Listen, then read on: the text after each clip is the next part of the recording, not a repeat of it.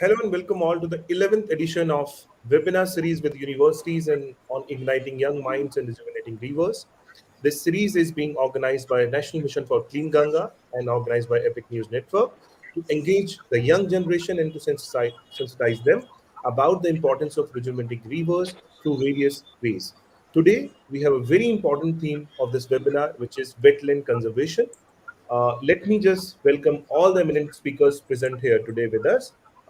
We have DG sir with us today. He is a keynote speaker. Shri G. Ashok Kumar, Director General, National Mission for Clean Ganga. Thank you so much, sir, for joining us today.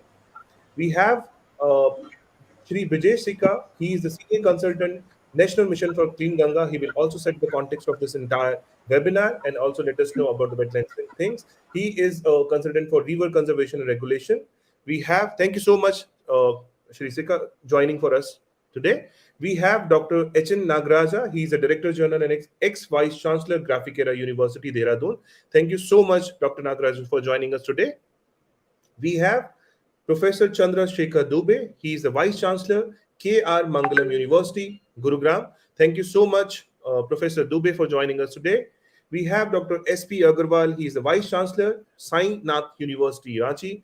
Thank you so much, Dr. Agarwal, for joining us. And we are also being joined by two students, Gauri Kumar and Mehak Parekh from IIM University, Gurugram. Thank you so much for both of you for joining us today. And we also have the team Namami Gange and the Senior Communication Manager from Namami Gange team, Mohammad Rajib Ehsan. Thank you so much for joining us. Before we move forward, I would request the backend team to play the Ganga anthem, and then we'll move forward towards the keynote address by Shri G. Ashok Kumar, IAS. Thank you so much. Play the Ganga anthem, please.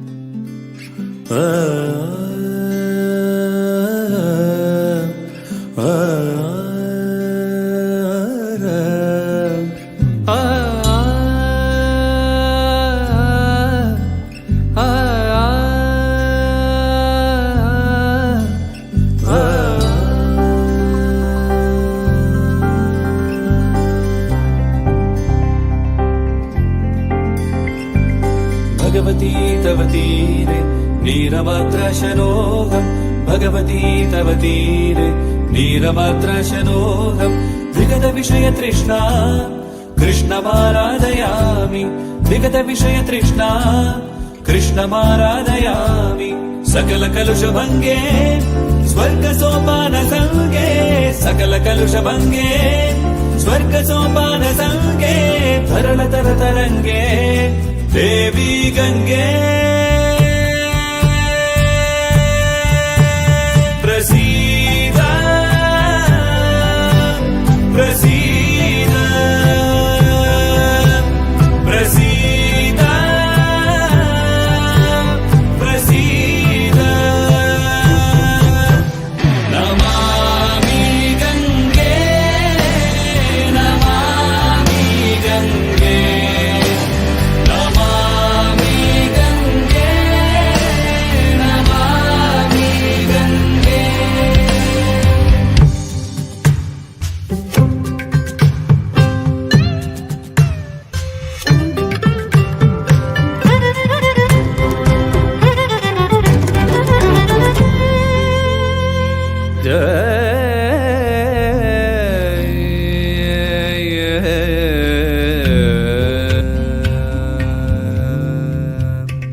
स्वर्ग की परछाइयां दिखती तेरे आंचल तले माँ तेरी हर बूंद में बहती हुई ममता मिले तू हथेली तन पे फेरे मन को भी निर्मल करे जिस तरह को तू छुए जीवन से उसको सींच दे लेके आया हर कोई बस पाप तुझको सौंपने फिर भी तू बहती चले सबको लगा करके गले स्वाद अमृत का तुझे ही चूम कर जाना प्रसीद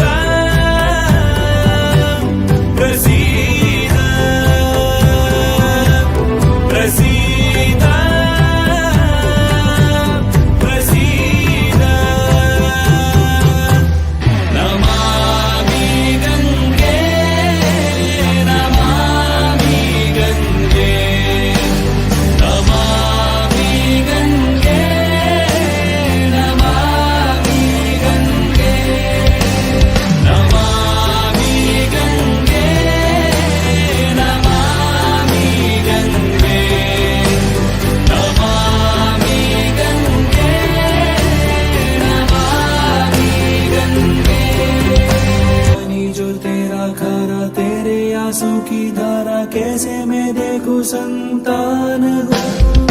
माना है तुझे माँ ये धर्म है मेरा, मैं तुझे तेरा वो सम्मान दूं।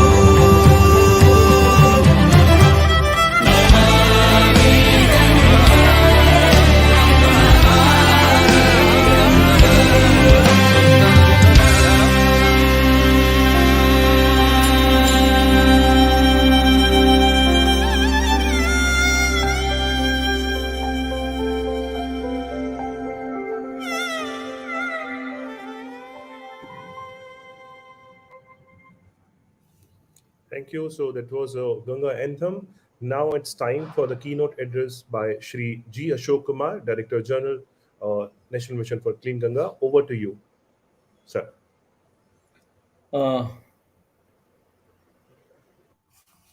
Good afternoon, everybody. Very esteemed panelists today for the 11th session of the Igniting Young Minds, Rejuvenating Rivers. We welcome Dr. H.N. Nagaraja, Professor Shekhar, Dubey, Dr. S.P. Agarwalji, and Brijesh Sikkaji from NMCG, and the other young students who are participating.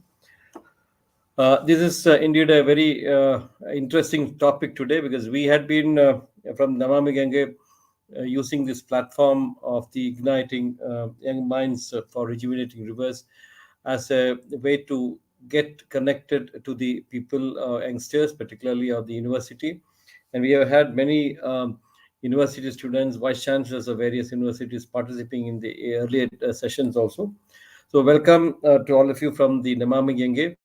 This is indeed a very, very important topic today, wetlands, and the expert, Mr. Brijesh Sikkaji, will speak more details about it.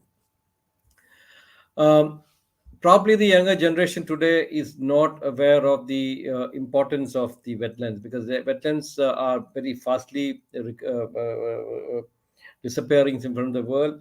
And I was told statistics wise that we almost 76% of population of freshwater fishes which were in the continent has disappeared in the last so many maybe 100 years or 40 years, and 60% of the wetlands have also disappeared. So the how to identify wetlands and what is the importance of wetlands, these are some things which the younger generation should know. And then with the climate change happening rapidly, and with the impacts of climate change being manifesting itself in various forms, in the form of maybe change in excessive rainfall in some areas, change in the shift of rainfall in areas, etc., global warming, etc., which is happening due to these issues of climate change. Wetland offer a very, very important solution probably to control the climate change issues to a very little, and it also plays a very major role in maintaining natural cycles. And more than that, it also supports a wide variety of species of fish, etc., etc. So it's very important that the wetlands are identified and conserved. February 2nd, we celebrate World and Wetlands Day, and India has now taken a lot of very, very proactive steps in identifying and declaring wetlands as Ramsar sites. If you notice, in the on February 1st, 1982, India joined the Ramsar Convention, which is the convention where the wetlands are identified, and then the treaty is signed by various countries to protect the wetlands.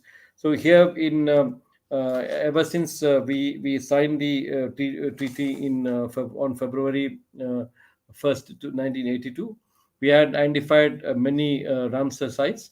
And interestingly, from 2014 to 2020 sites, and today, as we speak, in India, we have 75 Ramsar sites, which is it's the same number as the number of the years of independence. So 75 years of independence we are celebrating. We have in August 15th, about 75 Ramsar sites, which is very important because that shows the commitment of the government to protect the wetlands, and wetland boards have been created in all the states, and activities are being taken up. But why it is important for Namami Gange? Because Namami Gange is one of the flagship programs of the government of India, and probably it is being recognized as one of the biggest flagship programs in the world also. So we are in the job of ensuring that the river is protected, Ganga is protected, and the river, no dirty water flows into the river, and river is having a minimum ecological flow, and or probably ensure that the river is rejuvenated, and the small streams also rejuvenated. Now, to have the big river rejuvenated, we should have small streams joining in, also protected. The small streams to flow should require rivulets, which actually flows into them to be protected, and the rivulets, many of them arise from the wetlands. So that's why it is very important for Namami Gange to really engage in protecting the wetlands of the country. And there are many wetlands sites which is declared in Ramsar site on the Ganga basin. So Namami Gange has very focused approach to protect the wetlands. Moreover, in the last 1 year, we are now trying to find very natural based solutions to many of the problems which we face. If we are talking about the pollution in the rivers coming from the various various industrial units, and also from the various towns on the Ganga basin, probably the wetlands are one of the best natural solution for treating this dirty water and ensuring that good water flows into the river. So from that perspective, wetlands are very important for the Namami Gange program. Realizing that, we have actually taken up a lot of interest in the ensuring that the wetlands on the Ganga basin are protected. It also helps in rejuvenating the rivers, because, as I said, if the wetlands can trap the water and store it for longer period, the rainwater trap there can be slowly released by the wetlands, and it actually ensures that there's a continuous flow of water in the river. And the Catch the Rain campaign, which we did a year back, was also focusing very much on the conservation of wetlands, and wetlands as a big sponge for absorbing the rainwater and then releasing it slowly to the river. And moreover, the wetlands are a great source of biodiversity. Many fishes, plenty of species of aquatic animals live there, and moreover, it is actually one of the base places for all the migratory birds. When they come here, flying across the continents, they take rest in these wetlands, and then catch fish, eat fish from these areas, and go. So wetlands are a very important part of the ecosystem, and now, as I said, Namami Gange trying to find natural based solutions for the STPs, etc. We are now promoting wetlands in a big way, whether it's natural wetlands or constructed wetlands. These can purify the water in a natural way, and that can reduce the operation maintenance costs of the STPs.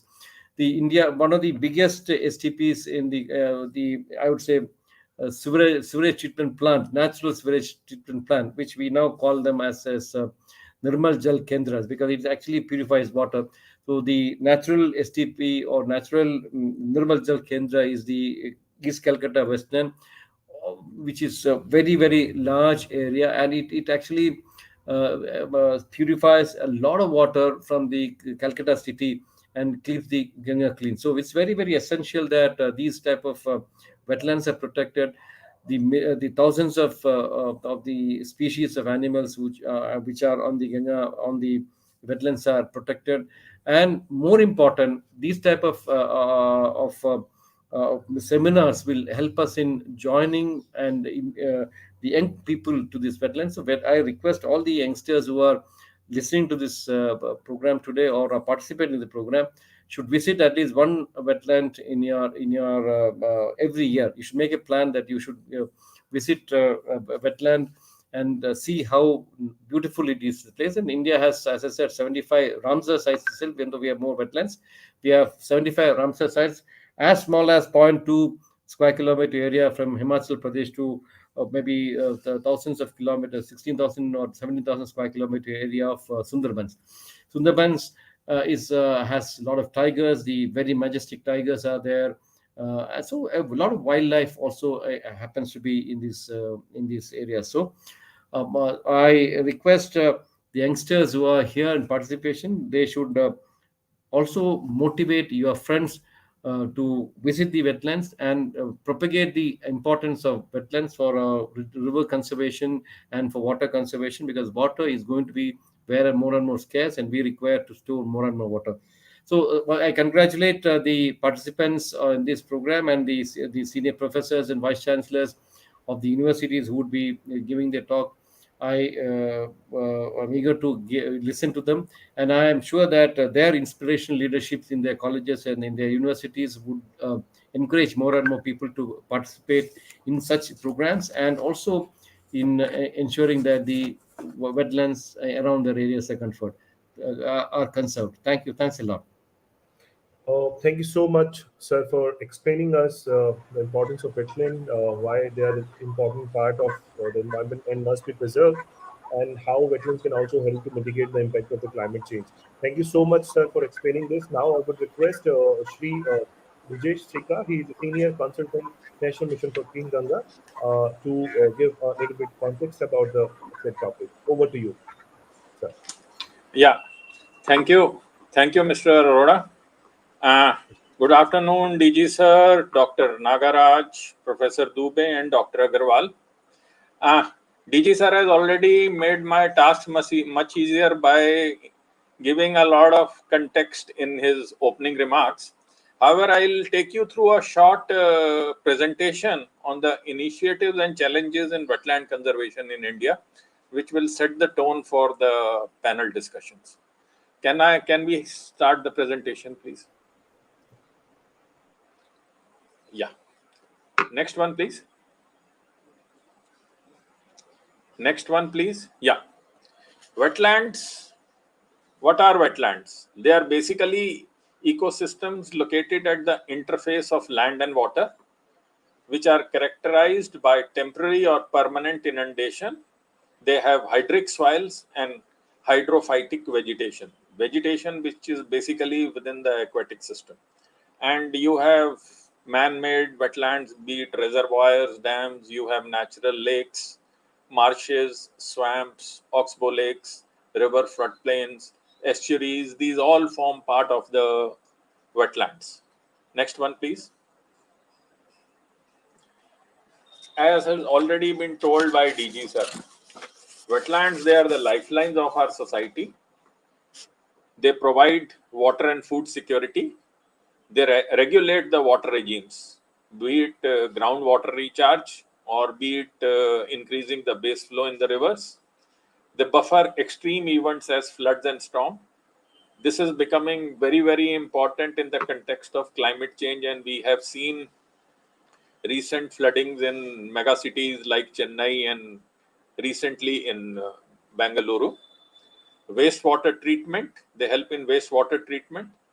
East Kolkata wetlands is the prime example of that. It treats about 900 million liters per day of sewage generated from the Kolkata city. And it is one of the largest treatment plants in India, maybe one of the largest in the world, but one of the largest treatment plants in India. Wetlands also support livelihoods and biodiversity. They are a source of recreation. A lot of people go to wetlands and lakes for recreation, and they are part of our cultural identity. In fact, number of wetlands or lakes, they have been designated as holy places. Yet they continue to be degraded and impacted by sectoral development. Next one, please. Wetlands are also integral to the Central Asian flyway. You may be knowing that in winters you have these Siberian birds coming over to India, and they basically dwell at these wetlands, and they are part of the Central Asian flyway. They go even down south of India, and many of them stay here, many of them stop here and then go forward on their journey south. Next one, please. The major threats which we are facing: there is fragmentation of hydrological regimes, that is because of structures being created. There is catchment degradation. Afforestation is a prime example of that.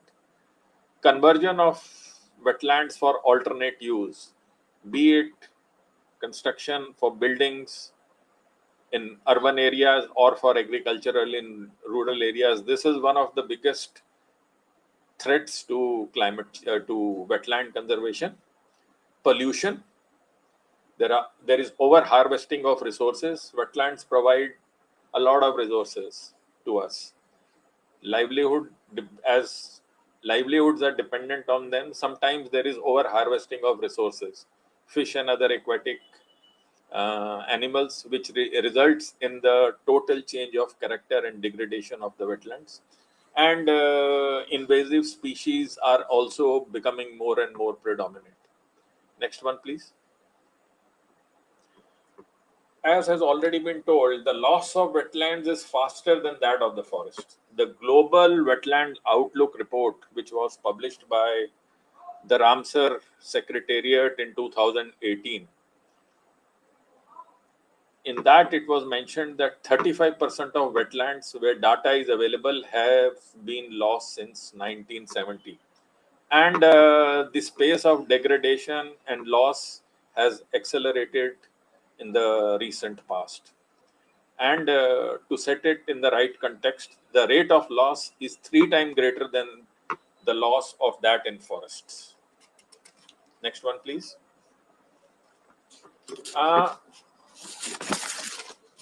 In India, the first major exercise for inventorizing or mapping the wetlands was done by the Space Application Center, Ahmedabad, in 2011 when they first mapped it. And recently in 2021, they have come out with the Decadal Change Atlas. These were mapped earlier on, also on 1:50,000 scale, and now also on that. What the total wetland area as per this satellite mapping is 15.98 million hectare, which is 4.86% of the total geographical area of the country. And majority of this area is covered by 2.31 lakh wetlands, which have an area greater than 2.25 hectare. While there has been a slight increase of 0.64 million hectare compared to the earlier inventory, however, a major increase is in man-made wetlands. The natural wetlands have significantly declined, and it can be said that man-made wetlands do not provide the same source of resources as a natural wetlands do. The man-made wetlands will require about 15 to 20 years for them to start giving ecosystem services to the extent the natural wetlands give. Next one, please. An intergovernmental treaty for framework for national action and international cooperation on wetlands was signed in 1971 in the Iranian city of Ramsar. So that is why this convention on wetlands is more popularly prominently known as the Ramsar Convention. And the convention has basically 3 pillars. One is the wise use of wetlands. They want the wetlands should be used, but there should be wise use so that they do not get degraded. Then they envisage preparation of a list of wetlands of international importance, which are also called Ramsar sites. And the third one is an international cooperation. It is basically free flow of information and exchange between various countries and organizations on the best practices that are being followed in wetland conservation. Next one. India ratified the Ramsar Convention in 1982. There are, as of now, 172 countries which are members of this convention. India is committed to conservation and wise use of wetlands, and as DG sir said, as of now, 75 wetlands have been designated as Ramsar sites, and this is the largest Ramsar site network in Asia. And to ensure that people become more and more aware and participate in wetland conservation, a World Wetland Day is celebrated every year on 2nd February throughout the world to mark the signing of the convention in Ramsar in 1971. And this is an important event as it helps connect people with conservation of wetlands and tells them of the importance and the need for conserving wetlands. Next one, please. I don't think you will be able to see this slide very prominently, but this basically gives the list of the 23 Ramsar sites. Out of the 75 Ramsar sites in India, 23 are in the Ganga basin with an area of more than 11 lakh hectare. Next one, please.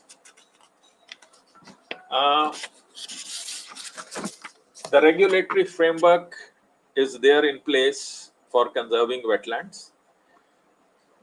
The wetland rules were earlier notified in December 2010, which have now been revised in September 2017 for strengthening the framework. They envisage constitution of state wetland authorities, which are the nodal agencies for identification, notification, regulation, and management of wetlands within their state. And as the powers have now been delegated to the states. And there is a National Wetlands Committee at the center which oversees the implementation of the wetland rules. As I had already said, the principle of wise use has been introduced in the 2017 notification. It was there in the 2010 notification also, but it has been strengthened here. And certain items are not part of these rules. That does not mean that they don't need to be conserved. River channels, paddy fields, human-made water bodies, tanks, etc. for drinking purposes or irrigation purposes have not been covered under the rules, because then sometimes they might clash with the rules as such. Similarly, the rules are not covered in the wetlands which fall under the Indian Forest Act, Wildlife Protection Acts, National Parks, State Forest Acts, and CRZ notification. But wise use of wetlands is advocated, and it is being followed to a large extent. And in 2019, guidelines were published for implementation of the rules, which would be helpful in ensuring that the states and other organizations follow a proper method of conservation of wetlands. Next one, please. The biggest scheme for conservation of wetlands is the National Plan for Conservation of Aquatic Ecosystems, which is being implemented by Ministry of Environment, Forest and Climate Change. This is a centrally sponsored scheme which was formed in 2013 on the merger of the earlier ongoing schemes of National Lake Conservation Plan and the National Wetland Conservation Plan. So they were merged in February 2013 into one scheme, which aims at holistic conservation and restoration of wetlands and lakes for achieving the desired water quality enhancement, besides improvement in biodiversity and ecosystems. And as of now, under this program, financial assistance has been provided to 164 wetlands in 27 states and union territories. Similarly, for proper implementation and effective implementation of the NPCA, revised guidelines were issued in April 2019. Next one, please. Now coming to the Namami Gange. You would all be aware of the Ganga River Basin. It has 28% of the water resources, 43% of the population, and 26% of the land mass. And it is a habitat of 143 different freshwater species. So it's an important and a very large part of India. Next one, please. The Namami Gange mission, which is an integrated river rejuvenation mission, which is following the integrated and holistic approach. The various components of the mission are shown on the right side, which also includes wetland conservation. And on the left side, down below, you will see the main pillars of the mission. One is the Nirmal Ganga, Aviral Ganga, the Gyan Ganga, the Jan Ganga, and recently we have added Earth Ganga, which is basically for development of the livelihoods of the people within the Ganga basin. Next one, please. As DG sir had already said that since a large number of wetlands are in the Ganga basin, including 23 Ramsar sites, these wetlands play a crucial role in river rejuvenation as natural recharge zones, and therefore wetland conservation has become an integral part of our program. So NMCG has been collaborating with World Wildlife India to develop a roadmap for integrating wetlands and river basin management. Next, please. We are supporting Uttar Pradesh government to map around 280 wetlands in the floodplains of the river, for which wetland health cards have already been prepared and integrated management plans are being prepared, so that works for their conservation can subsequently be taken up in a very planned manner. A similar project has also been sanctioned for Bihar, which has just been started. Similarly, there's a Udhwa Lake Bird Sanctuary in Sahibganj, Jharkhand, where a project for its conservation has been taken up. WI, CIFRI, and NMCG are working in various tributaries on Ganga for rejuvenation of the river, which also includes a component for wetland conservation. A toolkit for urban wetlands has been prepared by NMCG in collaboration with School of Planning and Architecture, Delhi, to help conserve wetlands. It lays down the methodology and the various steps which need to be taken to conserve wetlands. Similarly, institutions like I mentioned about WII, CIFRI, and WWF have been developing various models with NMCG to enhance stakeholder ownership. In fact, Ganga Praharis and Ganga Mitras or Wetland Mitras have also been developed, which are working in the field of river rejuvenation, including wetland conservation. The district Ganga committees, there are 131 district Ganga committees as of now. They have been mandated to undertake wetland conservation activities. And we are celebrating World Wetland Day on 2nd February every year for the past few years. Next one, please. Next one, please. This in one slide encapsulates how you can rejuvenate wetlands and what we are doing in India. One is preparing a brief document which details out all the characteristics of its wetlands, its health, its outline, boundary line, its flora and fauna which are present there. And this brief document is basically the first step when you start the process of notification of a wetland. We are preparing health cards for the wetlands. In fact, the states are doing it as a part of that.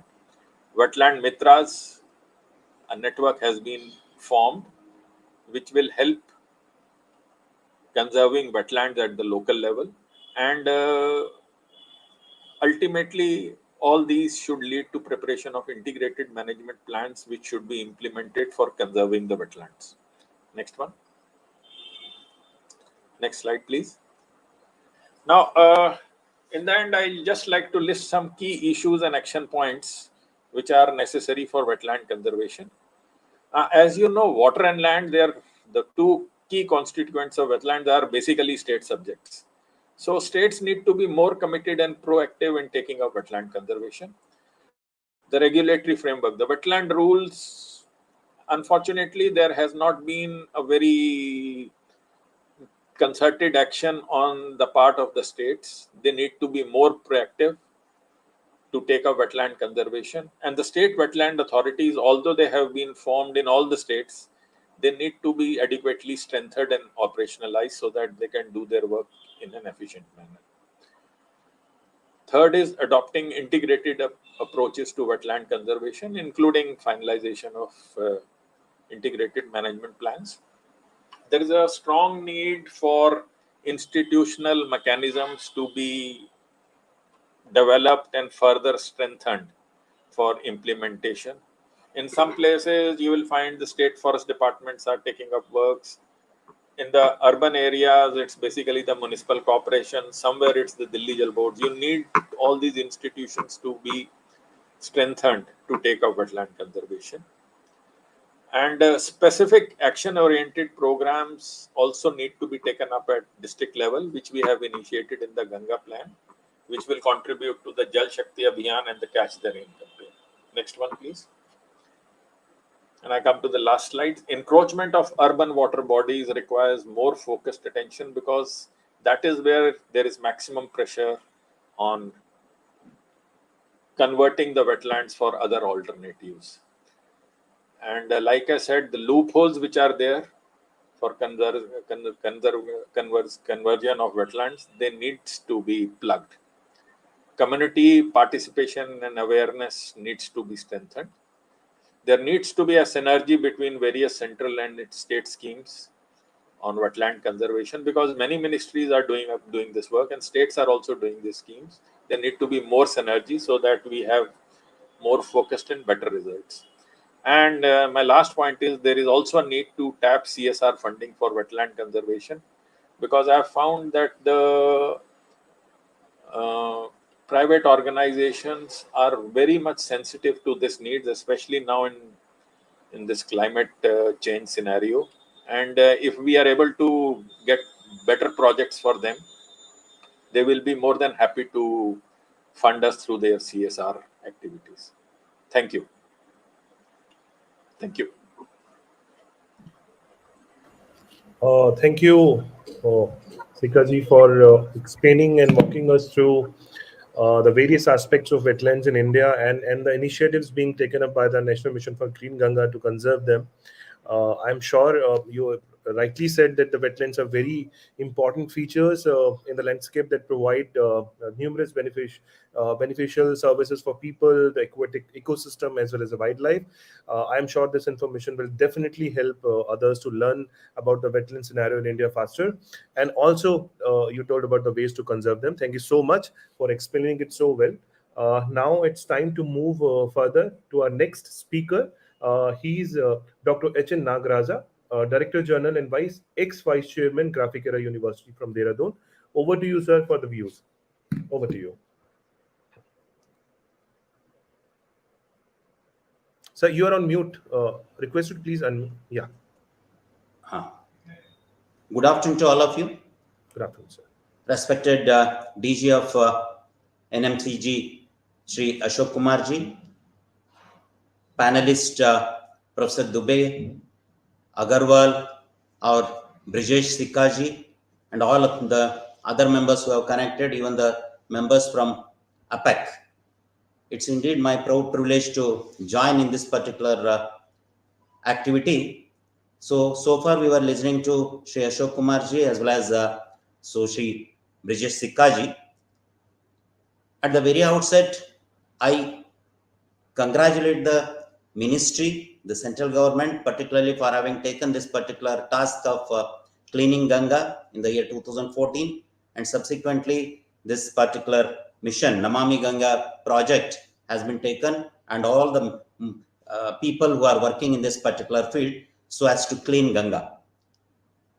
Of course, if you go back to Atal Bihari Vajpayee's period, even Atal Bihari Vajpayee also thought of joining northern rivers with southern rivers as such, with the clean intention of supplying pure water, a reliable water, a hygienic water to everyone, and avoiding flood-related activities and other things. Of course, now the present government has taken up this activity, and it is really so. All of us not only have to support, we have to join hands in making this particular project a successful one. Because for the simple reason that we Indians, while taking bath morning, we say Gange cha Yamune chaiva Godavari Saraswati Narmada Sindhu Kaveri Jalesmin Sanidam Kuru. That means we remember all the rivers.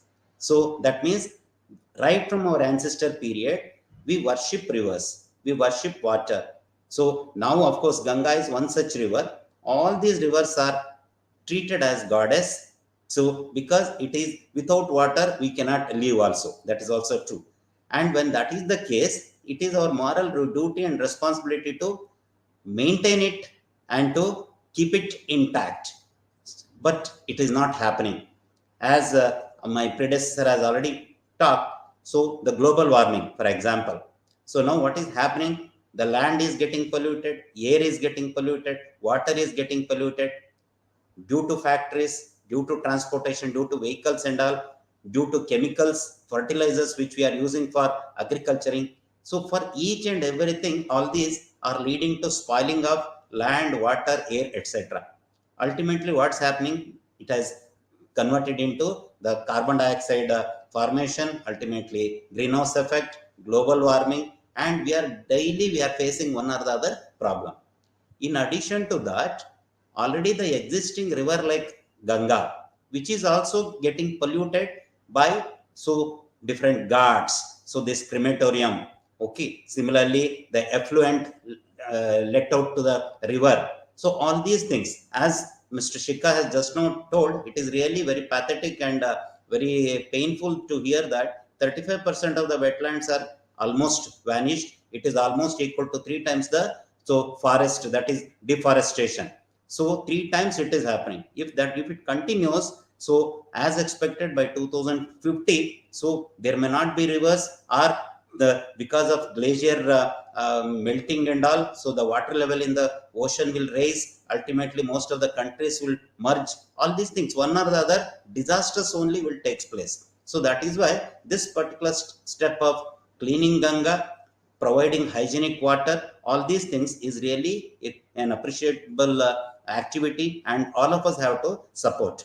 So now, as per the data which are available, for example, nearly 400 different projects have been sanctioned initially, out of which as on today 221 have already been completed and 128 are so that means in the pipeline about to complete. Similarly, sewage infrastructure. So that is sewage, that we are letting out all the dirty things, whether it is factory outlet, whether it is the house outlet, so into river as such. So this is also supposed to be avoided. So in sewage infrastructure, out of 170 different projects sanctioned, 98 have already been completed and 48 is in progress.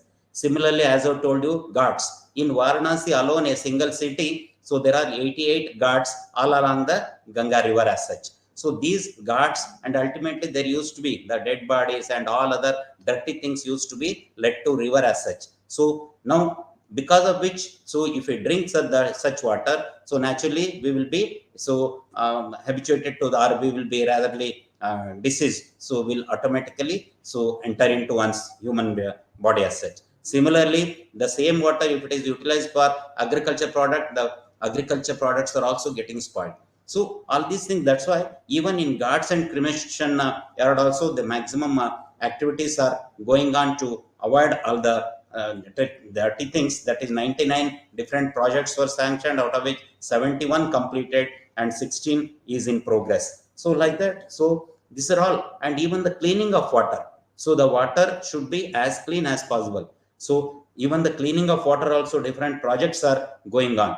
Ultimately, what's happening is the biodiversity, the species which are available in the water is also getting day by day not only in the sparrow and all which we see in the outside in the land area. So even the species which are present, very much present in the water is also getting, so day by day it is getting decreased. All these see, even recently we have seen the Malaysian ship got the oil tank got rather damaged, and the oil was let into the ocean and sea and all. So the water is completely spoiled. That means because of which many species have died. So like that, so that is what activities are also going on in this particular area in order to increase the crocodile, tortoises, etc. So the biodiversity, the ecosystem is to be maintained, so that ultimately, so not only the Ganga river, even all the rivers which are available in India, so which is providing, so the sufficient wetlands are supposed to be there, and agriculture land is also supposed to be as much as possible. So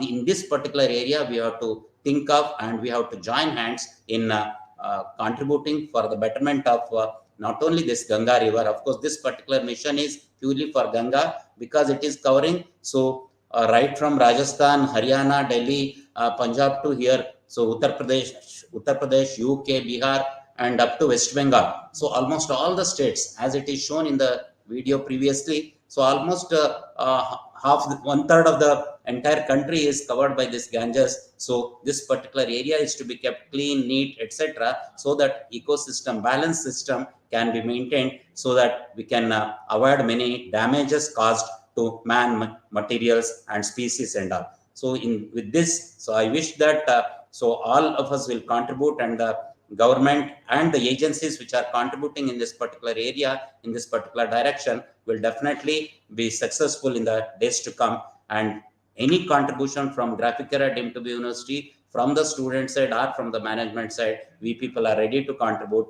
and wish the activity all the success. Thank you so much, Dr. H.N. Nagaraja, for sharing your valuable thoughts, insights on the said topic. Would request if Namami Gange team, maybe Najib ji or Shri G. Ashok Kumar, can give the remarks on this, because he has mentioned a lot of initiatives being taken by the NMCG and other things. If maybe in the end also, so it depends. So we can move to the next speaker as of now. Najib ji would like to say anything? I think we can summarize it at the end. Right. First, we can go with the flow. Sure. Great. So let's move to the next speaker. We have Professor Chandra Shekhar Dubey. He is a Vice Chancellor from K.R. Mangalam University, Gurugram. Over to you, Dubey sir, for your thoughts. Thank you very much, Gopi Arora. Thank you very much calling me here, Professor Sikka, Professor Chok, and other colleagues over here. Besides being Vice Chancellor of K.R. Mangalam University, I am also a hydrogeologist, because I belong to environmental geoscience, and my expertise is basically on hydrogeology. I was a NABED accredited guy also in the system. I left it before I joined this university as the Vice Chancellor. Coming back to the discussion which we are going to have it here. As a geologist, I would just go back to long back, a million years back, Million years back, if you see the ocean depth and take the sediments from there, the data shows that the carbon dioxide reached 400 ppm, and it was a huge global warming at one moment in million years back, before the stone age was there. And this led to a big global warming and a big system whereby all glaciers and everything melted, and the water had a real scarcity problem, and the sea was overraised to a certain tens of meters, and finally there was a problem for land to get up. So slowly this is what is happening, because by 2016-17 we have already reached the 410 ppm, which was at that time. So we are at just that blink of age that already we have carbon dioxide has reached to 410 ppm and above, and it will reach by 500 by 2040 or probably 2050. What does it mean? It means that our glaciers will melt fast, which is happening now. They will break the riverine system.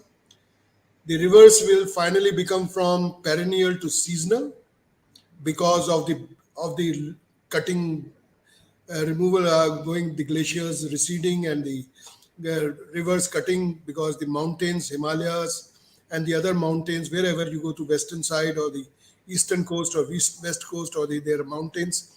And when these mountains are also there tectonically active, there is a kind of a warping, very folding taking place. There is thrusting going on, and these mountains are rising very fast. So rising mountains, at least in the frontal portion, means that all rivers will be slowly cut through the system at the land level. And this is, it has happened earlier also. And there was a person, there was a old Firoz Shah in 1378, 1356 to 1378. What he did a lot of canalling. And through canals, that Western Yamuna Canal is actually made through him now. And there was another canal which he took from the Sirhind, and they joined all these two to Hisar and to Hansi, just by clogging all the river system into one place. This is one example that it was engineered to do agriculture at some portion, but to leave other. So similar things are happening now. Why I'm saying happening now, as earlier professors Sikka and our professor from graphic era, they have already told us, that there is a lot of this kind of activities going on. For example, damming. The dams which are coming up, they are reducing the water which is coming down. What happens with that? The land starts becoming dry. The canalling, sometimes the canal water flows or sometimes does not. The river changes its direction. When it changes direction, automatically the whole ecosystem is disturbed. So if you understand, if it is 410 ppm and above, the whole system is going to be disturbed, not only by that, but also by engineering processes. Already, but the good part here, I will say, is that people are becoming aware about these things. They have started speaking.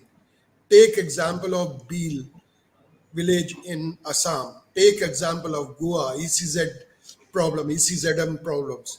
People have started voicing their fears, and they have started coming up with banners and other things to see that these things does not happen.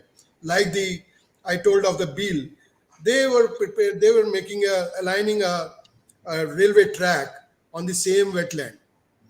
These kind of things have to be stopped.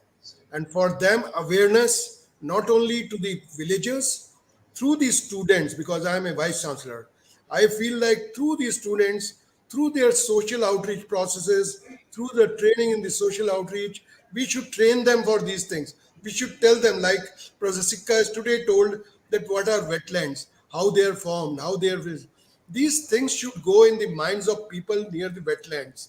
And they should understand that this is, I'm working, there's a very good program which has been forwarded by PM, Amrit Sarovar Yojana, I talked to the DC here and I said, okay, I want five ponds to rejuvenate. And our university will plan and do everything. We have an architecture department who will plan about the things. I am a geologist myself, and I'm a geospatial expert. Through remote sensing, I will see. They have given me a team of workers who will be working on water systems, that how to bring water and how to do the dam. There's already earth dam which is totally choked by 𝐸𝐸𝐻, and this was really a wetland or wet pond kind of a thing over there, which was natural, but now it has gone. So what I am saying is that time has now come that not only we do it on a level of a Ganga action plan or a level at a bigger plan.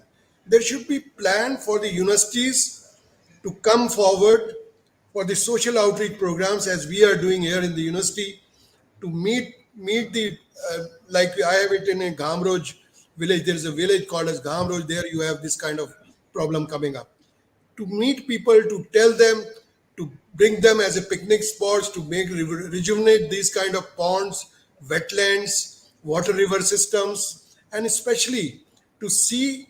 Most important thing is to see the water balance. The problem here is we take out water we don't worry about. I was just seeing the Gurugram area, and immediately my bosses told me that there is some problem because there is no water over here, and we get all salty water kind of water, brackish water. I said fine, and I went to my site and I just saw it at Google Earth Engine Explorer. I took some kind of I did some kind of a research work, and immediately I saw that there was an old paleo channel here on the backside of the river. A small third order, second to third order tributary drainage was there, which is now totally choked and it is dried up. Because the system here, nobody looked at them, and the buildings and the roads, everything is coming up on them. I think it is time that scientists, real time of researchers, and the people, along with like lab to our laboratories, and to the laboratory and the labs, and to live in the villages, we should work together, look at how this can be approached, and each and everything has to be rejuvenated in a proper manner, and it should be right from the climate change, looking at how we are going to stop that carbon dioxide. SDG goals. Me in my university, I have started a program for excellence, Center for Excellence for SDGs and ESGs, environmental social governance, and I think this is where the things lies. If each and every person knows and he can calculate his own ESG and SDG climate offsets. I'm talking carbon offset, even climate offsets, and himself, what he is doing. The system can change, still change. We have to do it by 2030, 50%, and we have to finish it by 2050, the 100 net zero. It's a very tough task. Lot of employment is going to come on that. Lot of CSR programs are going to come on that. I think it is time to worry about this, but to make a program university-wise, to give more money to these kind of associations rather than making action plans, so that there is large masses who work on these things, large students, our young people who doesn't know about, they don't think about this, they should come forward. And I tell you, students are passionate. When I took them to the village, they really became passionate. They write. I asked them just to write a 2-page story, whatever they have seen there. Whether it is a fetal death, whether it's a kind of a water problem, hygiene problem, sanitary problem. So my role, and the university's role is to help the government, but the action plans should be such that should be more holistic, not centered, particularly centered, specifically for the same thing. It should be through masses, from lower level to higher level. Unless we have that kind of thing, it is very difficult to cope with the rejuvenation of Ganga or the climate change or the Saraswati rejuvenation. I'm working on Saraswati. I have done some work on Saraswati, and I could find that this is the way how the rivers have changed to drains. And finally, there was the Ghaggar river, which is well known, was at one time flowing from the Farooq Nagar to Delhi and Haryana. But now it has vanished, and there the pond was there near Vatika city. I just saw that. There's no more pond. There's no more marshy land. It is just going to be a land where people are throwing the dumps, wastage. I think this is where we have to act. We have to do the things together. Thank you very much. Thank you so much, Professor Dubey, for sharing your expertise and your insights on this topic. I'm sure the team Namami Ganga is listening to you and will also reply in the end. By the time, I would request 2 students who have joined here today, Gauri and Mehak. In case if you have any questions, please put up the questions so that team Namami Ganga can revert on that. Over to you. One by one. Mehak, please go on, and then Gauri. Hello. Thank you for this opportunity. It was amazing to listen to all of you here. I just have one question. How do wetlands help regenerate rivers? If you could just clarify that for me. All right. And Gauri, please ask your question so that Najib ji can answer them jointly. So good evening to all the esteemed speakers here. It was a really insightful webinar for me, on wetlands and this topic, which I have barely heard about before this. So my question is basically, how is it, what are the advantages of declaring a wetland at a Ramsar site? So if you could answer that as well for me. Over to Uh, you. Ji. Gopi, I think Sikka sir is expert in this on Okay. this subject, so he will respond on this. All right. Over to you, Sikka sir. Yeah. Najib is right. I have to respond to this, not him. First, I'll come to the question which has been asked subsequently. What is the advantage of declaring a wetland as a Ramsar site? It's a very interesting question and which has been asked to me many times before. There is a general perception that once you declare a site as a wetland, as a Ramsar site, you will get a lot of funds. You will get a lot of financial assistance from the Ramsar Secretariat. That does not happen. But there are many advantages. The first advantage is that once you declare a site as a Ramsar site, it comes into global focus. Not only in India, global focus.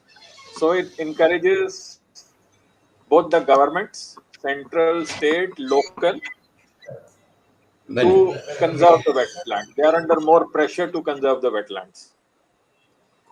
As a result, if there is any activity which is detrimental to the health of the wetland, it gets publicity and comes into the newspapers, and action is taken to stop that and also ensure that it does not happen in future. So that is an added advantage, global focus. Secondly, once you have to put a site, you have to apply for a wetland site to go into the Ramsar list. A lot of documentation is required. You have a process of notification. You will have to delineate the boundary of the wetland. You will have to map its characteristics, the various flora and fauna, the health of the wetland. So all this data becomes available to you as per the international standards when it is sent to the Ramsar for it's being declared as a wetland. The Ramsar Secretariat, then they have their own team which will go through that whole documentation. If there are an additional clarifications required, they'll seek them.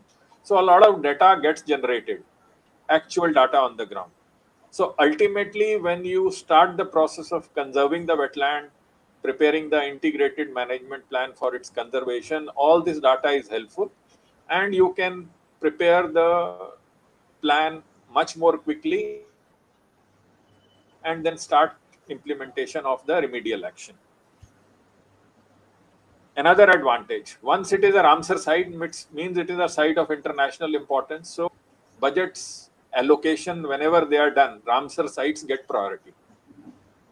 That's a advantage to this. And last but not the least, while Ramsar does not give you financial assistance, it will help you by giving a lot of technical inputs. And there will be a free flow or exchange of best practices and information about the issues, similar issues being faced in other wetlands in other parts of the world also, and how they have been solved. So these are some of the advantages when you declare a site as a Ramsar site. That's with regards to the first question. With regards to the second question, how wetland conservation helps in river rejuvenation, well, as has been told by DG sir and also by me, wetlands, they buffer extreme events such as floods and storms and also regulate the water regimes. So you have groundwater recharge, you have water stored in these wetlands during the monsoons, and slowly during the lean season it percolates either into the ground or into the river, which leads to increasing the base flow in the rivers. So once you have more flow in the river, it helps rejuvenate the river. Similarly, a lot of rivulets, the initial small streams, which ultimately discharge into bigger streams, then tributaries, then rivers. A lot of these small rivulets, they offtake from wetlands in many places. So conserving those wetlands is an important aspect. So floodplain wetlands along the main rivers are very, very helpful for the base flow in the main river. But even the wetlands which are far away, but which are by the side of the streams or the tributaries, they are also ultimately helping in conserve the river. And last but not the least, as DG Sir had also said, this Catch the Rain campaign and the Jal Shakti Abhiyan. So the rain which falls on the wetland, it ultimately percolates into the ground or into the river. So all these aspects, all these issues help in ensuring that the river rejuvenation activity is sort of helped by conserving wetlands. Thank you. Thank you, Shekhar sir, for explaining it beautifully. Two questions. Now I would move to Shri Najib Ihsan. He will give the vote of thanks. Over to you, Najib sir. Thank you very much. So today we had 11th edition of the webinar, which is Igniting Young Minds. We have been organizing this webinar to connect with the universities and the youth because considering that public outreach and the participation of the youth in this particular Namami Gange program is very important. So this is one of the activity, and every month we are doing it on 8th of month from 3 to 4 p.m. and we are covering different topics. So today we have covered wetland conservation, which is a very important aspect, a very important component of river rejuvenation. So at the onset, I would like to thank DG NMCG, Shri G. Asok Kumar sir, for giving an overview of the Namami Gange program and about the activities which are being done, carried out under the wetland conservation. Special thanks to Shri Brijesh Sikka sir for giving an overview of the wetland conservation activities and specific to the Namami Gange program.